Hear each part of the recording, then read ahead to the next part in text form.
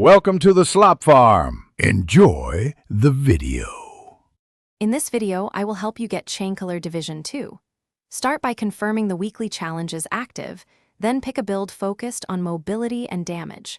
Prioritize mission objectives that drop required items and use matchmaking to find a reliable team. Track your progress in the activity log and repeat rotating missions for drop resets. Stay patient and adapt your loadout based on enemy types to maximize efficiency. Pick a build that emphasizes precision damage and quick survivability. Use a marksman rifle or SMG for targeted kills, and balance electronics with firearms to keep skills available. Swap mods to increase headshot chance and add ammo capacity where necessary. Communicate with teammates to stack debuffs and focus priority targets.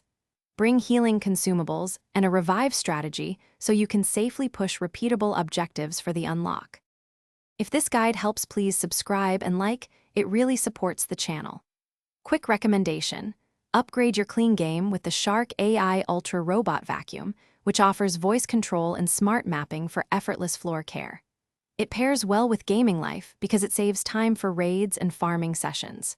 Check the description for the link and other deals, and if you want to laugh, try naming it your squad mate. Now let's get back to the video. Approach each mission with a clear plan and assigned roles for each player. Use stealth or staggered pushes to minimize unnecessary firefights and conserve resources. Secure objective areas quickly, then hold defensible positions while teammates clear spawn points.